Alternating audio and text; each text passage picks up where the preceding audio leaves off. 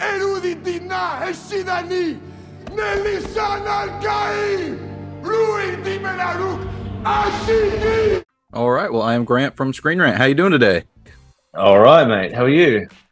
I'm great. Thank you. I'm so excited to chat about this masterpiece of a film with you. So diving right into it, one of the things that I found so exciting about this movie was the deeper exploration of Arrakis as we see the Fremen culture and everything. And even though we had seen some of it in the first movie, it feels like it's a much bigger exploration of it. Can you talk about how you and Denis went about this expansion from a visual perspective?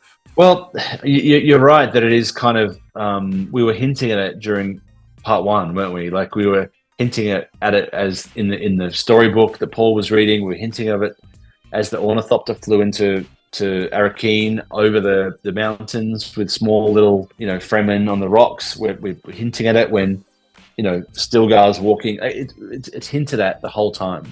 And it's tantalizing in part one because Stilgar walking into that scene with Leto and, spitting on the desk, like what a great scene, what a great character, what a great culture, So the ability to be able to get into this culture for part two was quite exciting. And yeah, we talked about it a lot because it's fun to explore it's kind of for us to almost take on the role of Paul's vision as well, where Paul is learning about the Fremen for the first time in the flesh.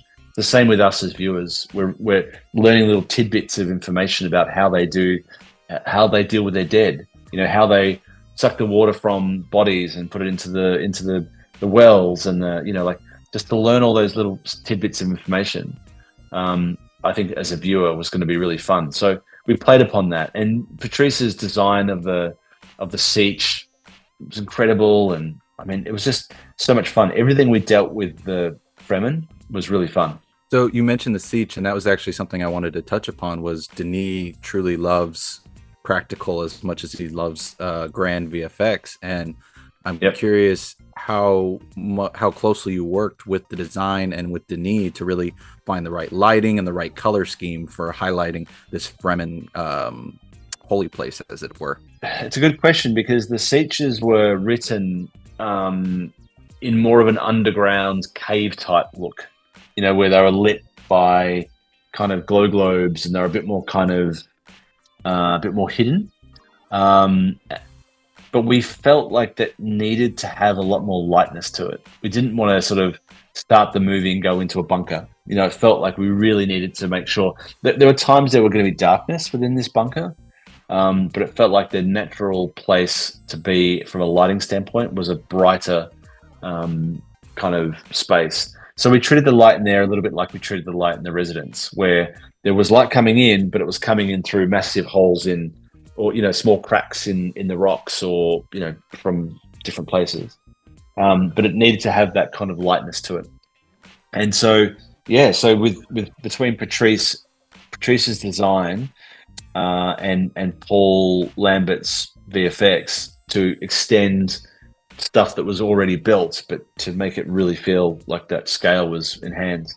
It was kind of up to me to kind of put light on it and not screw it up, because they were such beautiful sets. I mean, the construction and design on this was pretty amazing. I mean, every time I walked into a new set, it was always mind blowing. Just to make sure I recorded it properly. The pressure was on me at that point. I can only imagine, but you nailed it perfectly. So kudos to you on that. Thank you. Now, another area I wanted to talk about was Arrakis, which in the first movie, kind of like you were talking about before, it's got a little bit of darkness to it, but a lot of natural light. But I couldn't help but notice that after House Harkonnen takes over, it seems to borrow a lot of the same color scheme and darkness as Giedi Prime. Was that a conscious decision on yours and Denis' part? Well, I think it needed, from a design standpoint, definitely, right? Because it was like they bought their own stuff back in, like they bought their own kind of coffee makers, etc., which is all very, Harkonnen. Lighting-wise, it was a conscious choice, but I don't know exactly what we did to make that happen. I can't point to specific. We didn't change the type of lighting. It was more about how much light we ended up allowing to be on the set. You know, it was like how much we allowed to take away as well.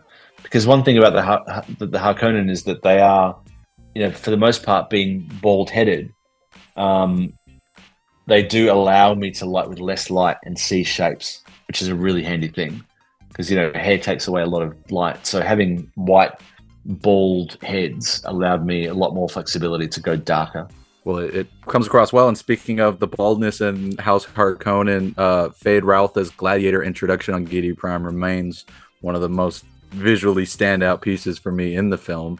I know you've talked before about using a 3D rig in order to really create the black and white sun effect, and that you and Denis came up with rules for it. But I'm curious, what was the biggest challenge for you in finding this unique visual appearance? For us, that was the first shoot that we were doing in the studio.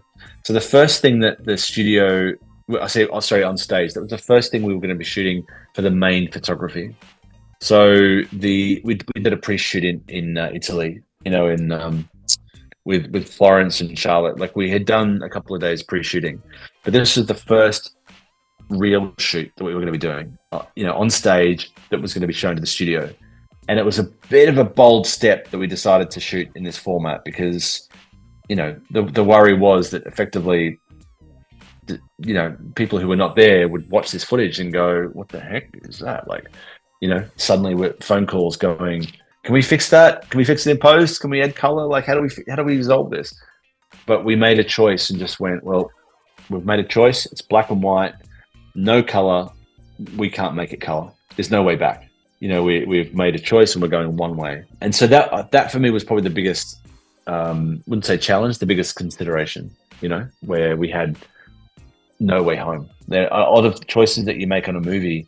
You can kind of braid your way out of it. You can resolve it back color-wise, or you can, you know, cut your way out of it. This left us exposed, you know, figuratively and literally, where there's no way we could change this later if we decided that it was a bad idea.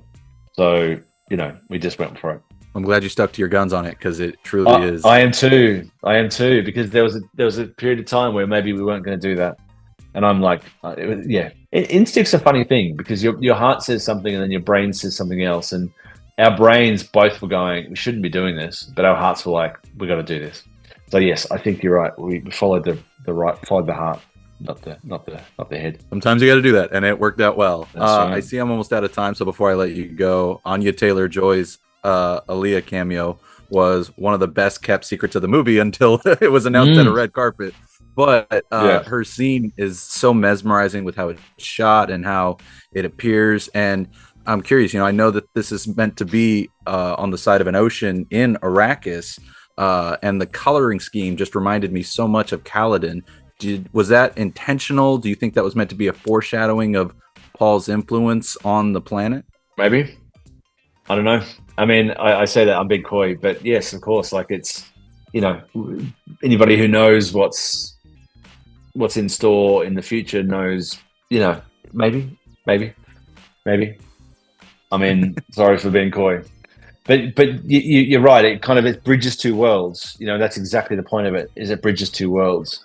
You know, and that character bridges those worlds, and Paul's journey bridges those worlds. You know, like, it's come from there. Is now that, like, it's there's a big underlying message that goes along with those waves. You know, and yeah, putting Alia in there as well.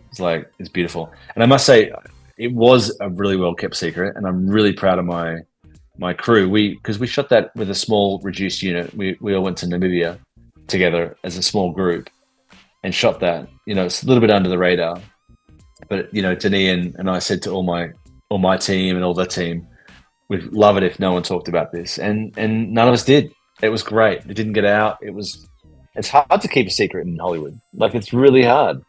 People talk, you know, and no one did. Thankfully, they didn't until someone did at the premiere, because that was a great secret. And I was very happy to see it, especially after plenty of speculation. But, I don't mind you being coy, by the way. I know Denis working on 3 right now, so I am ready to see more of this universe, and ready for it to be kept secret.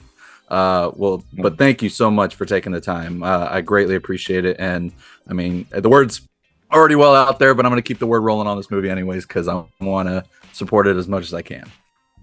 Good on you, man. That's awesome, Grant. Thank you so much, mate. He's impressive indeed.